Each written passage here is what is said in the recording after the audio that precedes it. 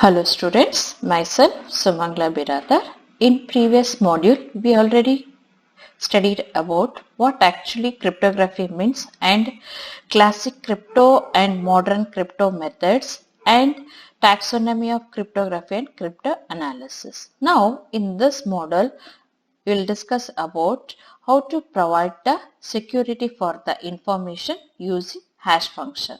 This is the course overview, and you already know that different types of the course outcomes. After completing this course, you will able to identify the cryptography basics and crypto analysis concepts, because this one is already you are learned. Now you are going to study about how to generate the hash functions and password schemes to provide the security. Okay. So now in this model, these are the terms you are going to learn. So first one is what is hash function and what actually birthday problem means, and non-cryptographic hash and uses of hash function and other cryptography related topics, and generating the random numbers and random bits and information hiding. First we'll see what actually this hash function means. In cryptographic, hash function usually we denote as a h of x. H of x is the hash function which provides all these properties. So first I'll tell what actually hash function. Hash function is, it is a one of the function which is used to generate a hash key for any message if it is of any length, but after applying this hash function, what are the hash key will get? No, the size of the hash key is fixed here. Okay. So let's see some of the properties of this hash function. First property is compression. For any size input, x is your input, and after that whatever the output you'll get, no, that output will represent as what now? Y. So y is equal to h of x. X is your input and h is the hash function. So for this input, if you are apply the hash function, that what are the output you'll get, no, that output actually we call as a hash key. Now y is what now? Y is your hash key and x is your message and h is your hash function. So the message may be of varying size. Okay, but what are the output y, that is hash key, you will get, no, that is fixed here. That is what we call as a compression. You are reducing the message size to fixed size hash key here. Next is efficiency. So computing the hash key with the help of the hash function, it is easy here. Okay, for any of the input messages, you can easily compute the hash function of that particular input message here. Next one is one way. For any given value y, it is computationally infeasible to find a value of x here. So for example, if I take the plain text and encryption technique, so in that plain text you will convert as a ciphertext, and at the receiver end you can convert back that ciphertext as a plain text here. So that is what we call as two-way here.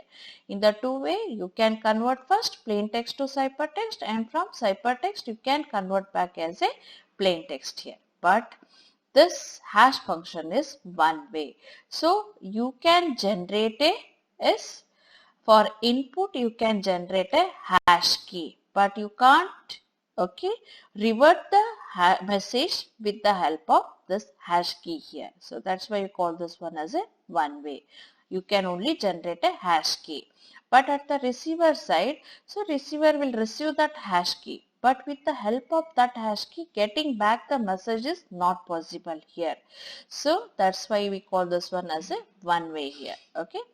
Next is weak collision resistance.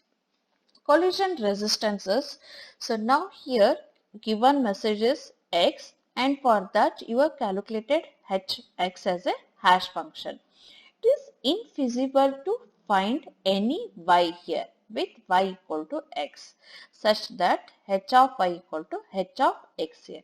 It is very simple. Assume that x is your message, and in that if you make the any small modification, then for that little modification also, if you apply the hash function, whatever the output you'll get, no, that output is totally different from the earlier output here. Okay, hash values or hash keys, whatever you'll get for the messages, no, that is different here. Okay, that is what we call as a weak collision resistance. So for example, if any message is there, this example I already explained, once again I'll explain. Assume that this given is a x, and for this you have calculated the hash function or you have generated the hash key as a y now. So now for that y, that is what you call as a h of y. So now once again I'll just make the small modification here. Simply I'll add the white space here. I don't make any changes here. Simply in this method, I'll add one extra white space here. So your characters are same here, G-I-V-E-N. So but I added one extra white space here. After that, if I calculate the hash value for that message, so what are the hash key you'll get? No, that hash key is totally different from this hash key here, X hash key here. So that is what we call as a weak collision resistance here. Small modification in your message if you are make, no, so that one it is totally different from what are the hash function you are applying, no, that hash value is totally different from the original hash value here. Okay, so that is what we call as a weak collision resistance here. Next is strong collision resistance here. It is infeasible to find any x and y here such that x equal to y and h of x equal to h of y here. If you take the any two different inputs, so for that what are the hash value you will get, no, that hash value it is totally different here. So repetition of the same hash value is not possible here. So that is what we call as a strong collision resistance here. For the x, what are the hash key will generate? No, that is totally different from the what are the hash key will get for this y here. So that is what we call as a strong collision resistance here. So these are the some of the properties of hash function. Is it clear now? Okay. So you may have the question that, so why madam is telling this weak collision resistance and strong collision resistance? It is very simple. So for example, hackers, they will receive the message. Okay. So now that in the hash key, if they make any changes, okay, because they can't see what actually message is there, but in the hash key, if they make the any changes at the receiver end, whenever they calculate the hash value for the received message, that hash key value is totally different from this hash key value here. So that is what the example for the strong collision resistance here. And sometimes for you, this hackers, what they will do, they will try to access the message, but due to some problem or due to the security issue, they are not able to access. In that time, what the hackers will do? Simply they will add the noise to your message, okay, because they can't access what actually your message is. So in that situation, simply they will add the noise here. Even after adding the noise, so what are the information it is received by the receiver, no, so that receiver information, that receiver will get to know that yes, this is not a original message, this message is modified, it contains some errors. Okay, that is what we call as a weak collision resistance, because after after receiver receive, they will calculate the hash value, but that hash value is totally different from the what are the hash value that receiver is received. Then receiver will get to know that this is not a original message here. So that is what we call as a weak collision resistance here. Next is, even you can also use this hash function for the digital signature.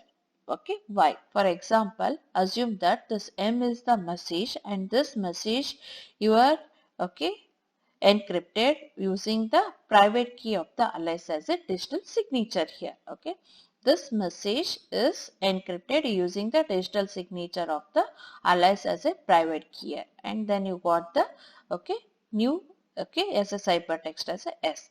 So now after this, whenever it is sent to the receiver, so receiver will receive this. So now what the receiver has to do now? Receiver has to perform the or decrypt the message. That message contains what? So message and also the secret key of the private key of the alias here. So this is your ciphertext. So now if you want to decrypt this one as a message, then you require the private key of the and digital signature of the alias here.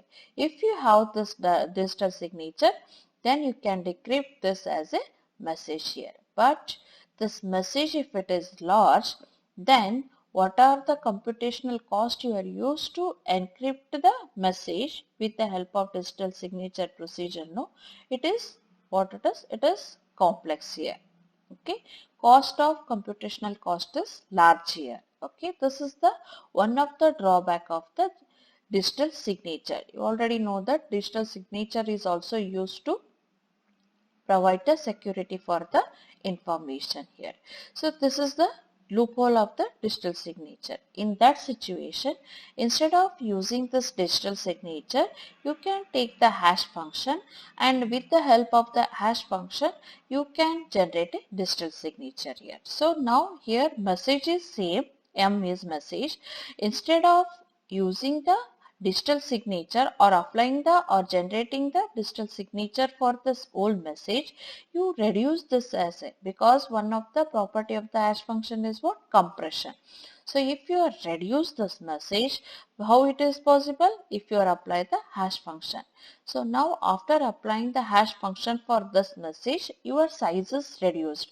So for that size, if you are encrypt with the help of the alias private key, then what happens here? Your computational cost is reduced. So now what are the message you want to send? No, that message contain only the hash key. Size of the hash key is less comparatively the size of the message here. So now in this way you can reduce, or you can reduce the computational cost, and also you can utilize the bandwidth for transferring this one way. So this is how to use the digital signature. When Bob received this message, so Bob what will make? Bob will verify the signature. How? By hashing the M here and comparing the result to the value obtained when alias public key is applied to S here.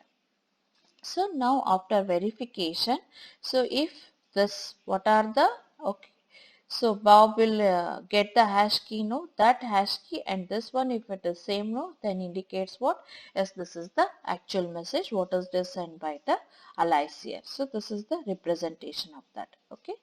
So now here alias, alias will compute the hash value for message M here. M is the message, and for that you will apply the hash function, and now this message which contains hash key, that one you are encrypted using the alias private key. So that is what it is, S now. S is what it is. S is the hash key or ciphertext which is encrypted with the help of the private key of the alias here, and you are sending the message here. This is your message and this is your hash key value here.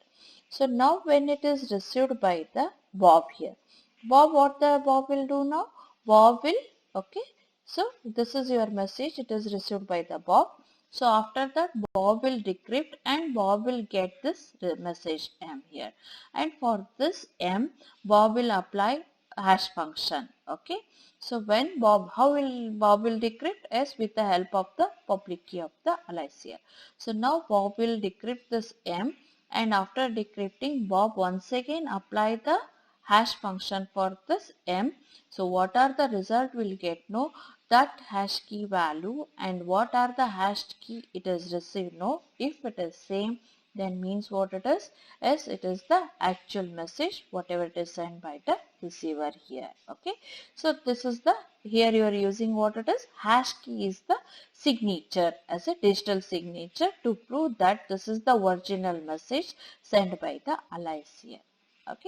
So in this way, you can also take the help of the hash function to compute the digital signature. Is it clear now? Okay, thank you.